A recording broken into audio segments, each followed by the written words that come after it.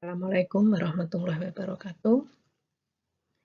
Pada kesempatan kali ini, saya akan membahas mengenai transformasi fisika campuran sederhana dalam bab sifat koligatif. Sebelumnya, saya sudah membahas tentang hukum Raoult dan juga hukum Henry yang terjadi pada larutan encer. Nah, untuk selanjutnya kali ini kita akan membahas tentang sifat koligatif. Apa tuh sifat koligatif itu? Seperti yang telah Anda ketahui waktu belajar dulu di SMA atau mungkin di kimia dasar. Sifat koligatif itu merupakan sifat larutan yang hanya tergantung pada jumlah zat terlarut. Jadi tidak tergantung pada jenisnya. Ya, tergantung pada jumlahnya terlarut. Namun di sini harus ada beberapa asumsi yang harus dipenuhi. Apa asumsinya? Yang pertama adalah zat terlarut tidak mudah menguap. Ya. Jadi yang terlarut itu tidak mudah menguap, sulit menguap. Sehingga tidak berkontribusi pada tekanan uapnya. Kemudian yang kedua, zat terlarut tidak larut dalam pelarut padat. Ya. Nanti akan lebih jelas pada saat pembahasan mengenai penurunan titik beku. Kemudian, sebenarnya sifat koligatif ini berasal dari pengurangan potensial kimia pelarut cair akibat adanya zat terlarut. Jadi dengan adanya zat terlarut, maka akan terjadi penurunan potensial kimia atau pengurangan potensial kimia. Seperti pada buku Atkins halaman 182, gambar 77, ya silahkan dilihat di buku Atkins halaman 182, gambar 77, ya. Nah, mungkin perlu ada revisi di situ, nanti disesuaikan dengan gambar yang ada di sini. Ya. Jadi ini adalah grafik potensial kimia sebagai fungsi suhu. Tentu Anda sudah tahu bagaimana menggambarkan grafik potensial kimia sebagai fungsi suhu ini. Jadi untuk garis yang atas ini, ya, yang atas ini, yang ini ya, ini adalah untuk cairan murninya. Kemudian yang bawahnya, jadi yang bawahnya ini adalah untuk yang ada zat terlarutnya. Jadi efek zat terlarut itu akan mengakibatkan penurunan potensial kimia. Nah, kemudian garis ini ya, nanti akan dicari titik potongnya ya. Jadi kalau di sini ini adalah titik potong untuk zat murninya. Ini kemudian ini yang ini titik beku, yang ini adalah titik didihnya. Kemudian ketika ditambahi zat terlarut, maka akan dihasilkan perpotongannya di sini, berarti ini terjadi penurunan titik beku, sementara untuk didihnya terjadi kenaikan. Nah, penurunan potensial kimia dari cairan mempunyai efek lebih besar terhadap titik beku daripada titik didihnya. Ini karena perbedaan tempat perpotongan garis ya. Jadi ini ditentukan oleh entropi. Jadi kemiringannya kan berbeda antara keadaan solid, ini solid, kemudian ini gasnya. Ya, sehingga menghasilkan perbedaan pada perubahan titik beku dan perubahan titik didihnya. Nah, Sifat koligatif, ya, sifat koligatif ini ada beberapa di antaranya, mungkin yang akan kita pelajari dan yang sudah kita pelajari ya ini ya, yaitu penurunan tekanan uap. Ini sudah dibahas pada saat hukum apa? Hukum Raoult ya. Hukum Raoult. Masih ingat ya? Anda bisa menentukan penurunan tekanan dengan menggunakan hukum Raoult. Kemudian kenaikan titik didih, nanti akan kita bahas.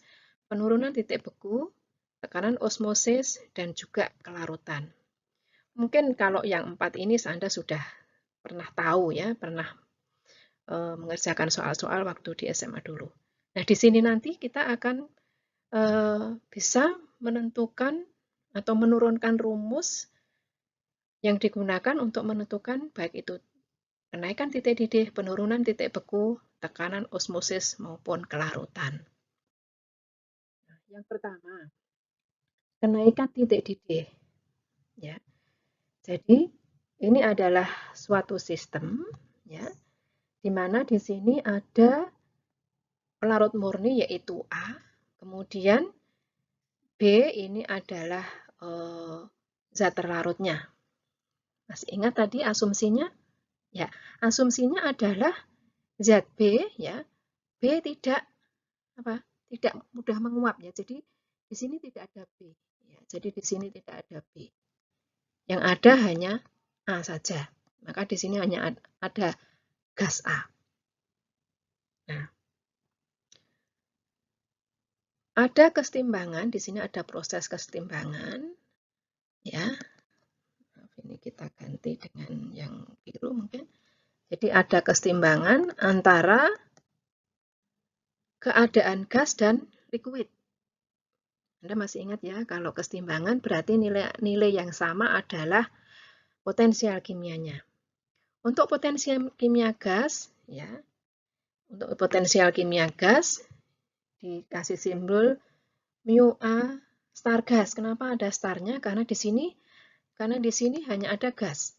Ya. Kemudian yang di bawah ini berarti potensial A liquid. Nah, karena ini bukan murni ya, tidak pakai star, nilainya sama dengan mu A star liquid plus RT ln XA ya. Ini Anda sudah tahu pada pembahasan sebelumnya saya kira ya. Nah, karena terjadi kesetimbangan ya, maka nanti kesetimbangan itu berarti apa? Mu A ya star gas sama dengan apa? Ya, mu A ya liquid. Ya, karena dalam keadaan setimbang ya. Sehingga nanti kita bisa mendapatkan perumusan. Nah, berdasarkan pada persamaan yang sebelumnya bahwa pada saat kesetimbangan nilai mu A star gas nilainya sama dengan mu A liquid, sehingga kita mendapatkan perumusan ini ya. Jadi nilai di sini adalah berarti nilai apa? Mu A liquid ya, liquid. Nah, kemudian ditata ulang. Setelah ditata ulang di mana XA itu nilainya sama dengan 1 min XB ya. X itu adalah fraksi mol. Kemudian ditata ulang sehingga mendapatkan ini ya. Bahwa mu A star gas min mu A star liquid per RT. Nah, ini nilainya ya, sama dengan delta G VAP molar sebenarnya ya per RT. Ya, kita sudah tahu ya bahwa energi bebas Gibbs molar itu nilainya sama dengan potensial kimia. Nah, kemudian kita sebelumnya sudah pernah mendapatkan rumus ini ya bahwa delta G nilainya sama dengan delta H VAP min T delta S.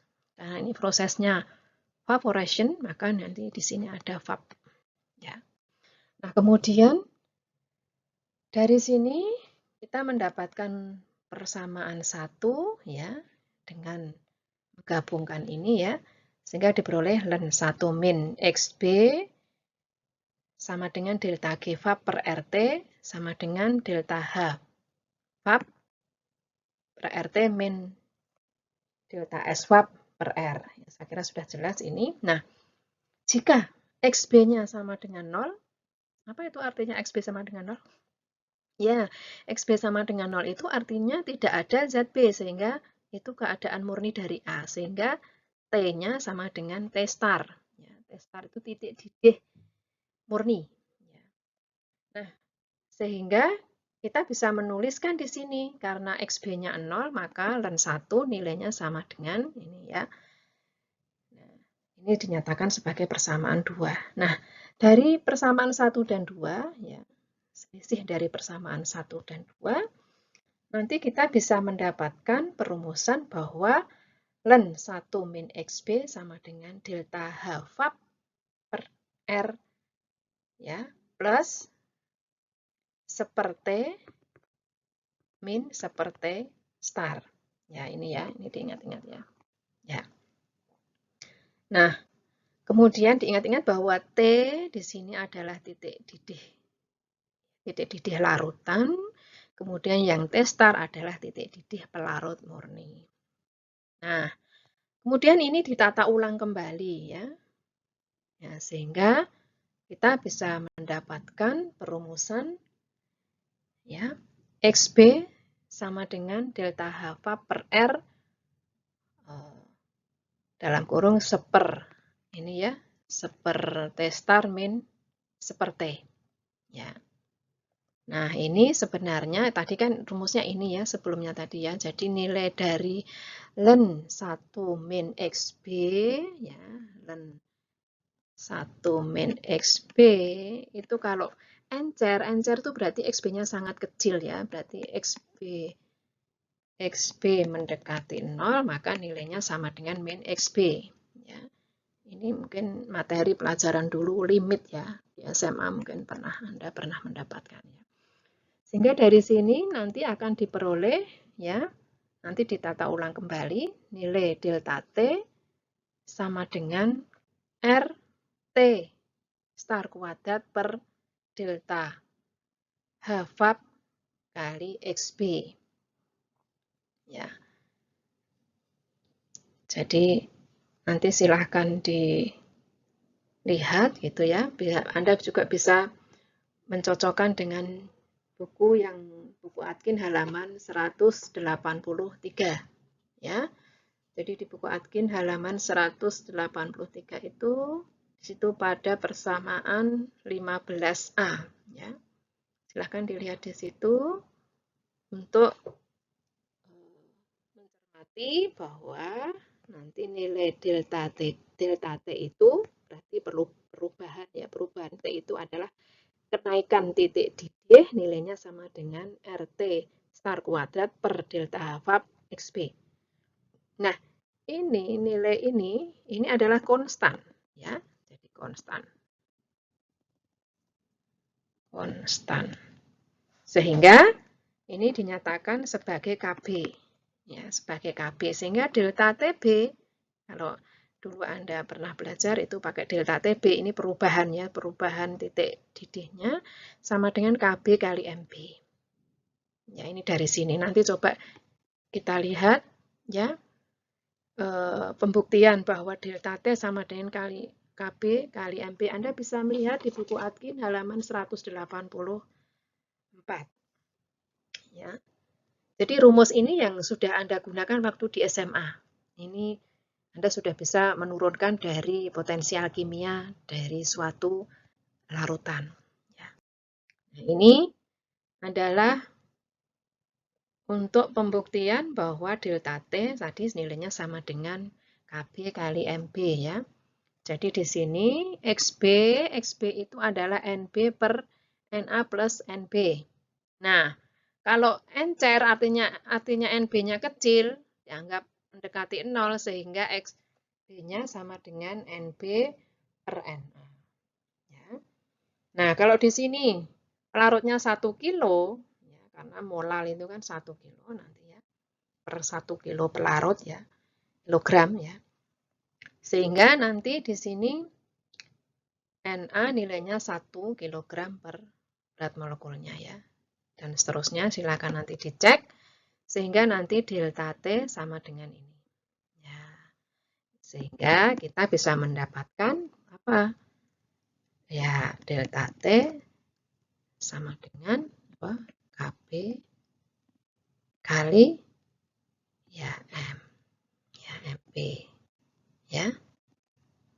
Oke, saya kira sudah cukup jelas ya untuk hal ini.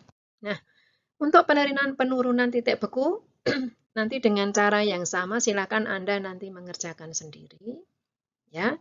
Anda tinggal menggantikan yaitu evaporation menjadi fusion ya.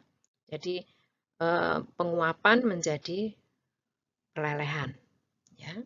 Silakan nanti dikerjakan sendiri sehingga nanti Anda bisa membuktikan bahwa delta TF, delta T dalam hal ini ya, sama dengan KF kali MB.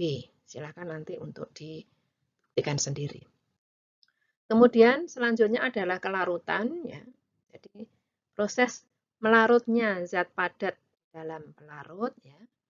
Itu nanti terbukti bahwa merupakan fungsi suhu ya yang dijabarkan dalam perumusan ini.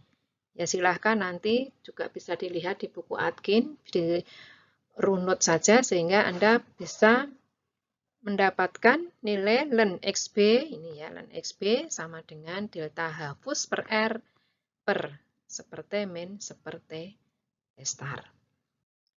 Nah, kemudian selanjutnya adalah osmosis. Apa itu gejala osmosis? Gejala osmosis adalah perjalanan pelarut murni ke larutan yang keduanya terpisah oleh membran semipermeabel. Ya, tentu Anda sudah juga mempelajari ini sebelumnya. Dan tekanan osmosis adalah tekanan yang harus diberikan kepada larutan agar aliran berhenti. Ya. Jadi kalau kita misalkan ini ya, ini ruang ini, ya ini adalah zat murni ya. Murni misalnya saja H2O gitu ya. Kemudian sini misalnya saja apa? Larutan NaCl ya. Ya. Apa yang terjadi kalau di sini ada membran semipermeabel, maka nanti pelarut air ini ya akan masuk ke dalam larutan NaCl. Sampai kapan? Sampai terjadi kesetimbangan. Nah, supaya dia tidak masuk ke sini, berarti harus ditahan ya. Harus ditahan. Nah, harus ditahan dengan tekanan tertentu ya, disimbolkan dengan P. Nah, P ini adalah tekanan osmosis. Jadi tekanan yang diberikan supaya apa? Supaya pelarut tidak mengalir atau tidak menuju ke dalam larutan. Itu namanya tekanan osmosis. Jadi semakin tinggi konsentrasi dari larutannya ya, semakin tinggi konsentrasi dari larutannya tentu tekanan osmosisnya semakin besar ya. Anda sudah pernah mendapatkan ini di SMA dulu ya. Nah, untuk proses osmosis ini bisa digunakan untuk penentuan massa molar ya, massa molar dari suatu zat ya, yang mungkin berupa zat-zat makromolekul yang bisa ditentukan dengan cara ini ya. Nah, jadi berdasarkan nanti pada ketinggian ya, ketinggian dari kenaikan apa namanya nanti kenaikan larutan ya. Nanti akan kita bahas. Nah, selanjutnya adalah bagaimana menurunkan persamaan tekanan osmotik yang sudah Anda pelajari di SMA dulu bahwa P nilainya sama dengan CRT dulu gitu ya, konsentrasi kali RT. Nah, ini sebenarnya juga diperoleh dari potensial kimia. Ya, jadi potensial kimia tadi ya, yang ada di larutan murni nilainya sama dengan yang ada di pelarut murni nilainya sama dengan di larutan. Ya. Kemudian ya, ini dijabarkan seperti ini ya. Ya, saya kira sudah tahu ya. Ini fungsi saja ya. XA itu fungsi dari mu A itu fungsi dari XA dan P plus P. Gitu ya. Jadi kalau ini seperti ini berarti mu A star berarti P plus P plus RT ln XA. Ya. Ini persamaan ini saya kira sudah sering disebut-sebut ya. Nah, kemudian mu A star P plus P, ini dari persamaan 52 buku Atki, nanti silahkan dibuka bab 5, ya, itu nilainya sama dengan ini. Ya. Kemudian 3 persamaan 1, 2, dan 3, kalau digabung nanti menjadi ini. Nah, kalau diintegralkan, ya, diintegralkan, nanti dengan asumsi bahwa larutan itu encer, sehingga ln XA nilainya sama dengan min XB, maka nanti akan diperoleh persamaan Van Hoff RT XB sama dengan Pi VM. Ya, ini namanya persamaan Van Hoff. Nah, karena encer, maka XB, tadi ya sudah disebut juga nilainya sama dengan NB per NA. Ya, jadi NB sangat kecil sekali ya. Harusnya kan XB sama dengan apa? NB plus NB per ini harusnya apa? XB sama dengan apa? Ya, NB per NA plus NB ya. Nah, karena ini kecil, ini dihilangkan ya. Sehingga kita mendapatkan bahwa Na nanti kali Vm sama dengan V. Ya. Vm itu adalah volume molarnya. Ya. Dari situ nanti kita bisa mendapatkan, nanti silahkan diorek-orek, dijabarkan sendiri, Pi V sama dengan NB RT. Ya. Atau karena NB per V itu nilainya adalah konsentrasi B, maka P sama dengan BRT. Ya, ini sudah pernah Anda gunakan dulu ketika di SMA untuk menentukan tekanan osmosis. Nah, sekarang menuju ke persamaan virial. Jadi, untuk perumusan P sama dengan BRT ini hanya berlaku pada larutan encer yang berperilaku ideal. Lalu bagaimana dengan yang non-ideal? Nah, untuk yang non-ideal itu menggunakan persamaan virial ya. Persamaan virial ini ya, di mana nilai P sama dengan B, RT plus ya, 1 plus B plus B, apa konsentrasi B ini konstanta plus dan lain-lain. Dan ini adalah kontribusi ketidakidealan. Nah, nanti B sama dengan C per M dan P sama dengan rho GH. Nah, ini H ada tinggi ya, tinggi cairan. Nanti akan lebih jelas ketika ada di contoh soal berikut ini. Ya, ini contoh soal ya.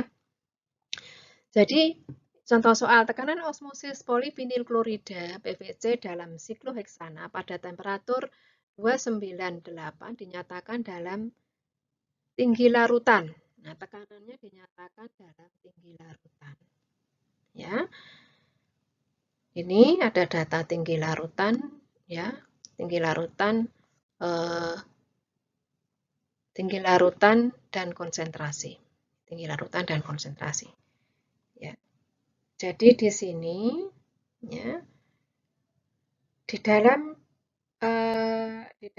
di sini ditempatkan apa? Ditempatkan PVC ya. PVC. Ya, larutan PVC sehingga karena ini semi permeabel nanti akan ada pelarut yang masuk ke dalam ada pelarut sikloheksan yang masuk dalam PVC ini sehingga terjadi kenaikan. Ya, kenaikan dari larutan ini. Ya. Nah, hitung massa molar polimer dengan persamaan virial. Ya. Nah, untuk memudahkan kita hanya memakai satu suku ini kita abaikan. Ya. Jadi hanya ini nanti yang kita gunakan. Di mana nilai B sama dengan C konsentrasi per M, ya. B itu kan tadi B itu mol per liter. Kalau ini ya C per N karena C itu adalah gram ya, gram per liter sehingga harus ini dibagi dengan berat molekulnya, ya. Kemudian Pi sama dengan rho GH. Nah, dari situ nanti kita Ya, ini dijabarkan perumusannya, maka nanti diperoleh rumus ini ya. Nanti disubstitusi aja ya. Kemudian mendapatkan ini dan ini sebenarnya ya, ini adalah persamaan garis lurus ya. Y sama dengan mx plus c. Ya. Y-nya apa? Y-nya adalah H per C. Ya. Kemudian slope-nya apa? M. M-nya apa? Slope-nya adalah ini. Ya. Kemudian C-nya intercept. Intercept-nya adalah ini. Berarti kalau dibuat grafik H per C versus C, nah nanti akan diperoleh intercept dan slope-nya. Nah, ini adalah grafik H per C versus C, ini merupakan garis lurus ya. Dengan nih, di sini diperoleh intercept nilainya berapa? Intercept-nya nilainya 0,21. Ini perpotongan di sini nilainya 0,21. Ya, sehingga dengan rumus yang tadi sudah kita peroleh, maka nanti didapatkan berat molekul dari makromolekul tadi. Ya. Saya kira sudah jelas ya. Nah, coba nanti Anda kerjakan tugas ini ya, untuk tugas mandiri, silahkan dikerjakan. Yang pertama adalah, ini soal Atkin 7.8, nanti silahkan dibuka. Ya, ini menentukan massa molar senyawa berdasarkan pada penurunan titik beku. Saya kira ini mudah. Kemudian yang 7.21 ini sama seperti yang sudah tadi dicontohkan untuk menentukan berat molekul dari suatu makromolekul ya. Suatu makromolekul yang sudah di sini diketahui ya, sudah diketahui konsentrasi dan tingginya ya, nanti dikerjakan saja untuk menentukan apa polistiren, berat molekul polistiren berapa. Silakan nanti diikuti seperti soal yang sudah dicontohkan tadi. Oke, saya kira itu yang bisa saya sampaikan. Silahkan untuk mengerjakan dan nanti kalau ada pertanyaan silahkan ditanyakan di Google Classroom. Saya akhiri. Terima kasih. Assalamualaikum warahmatullahi wabarakatuh.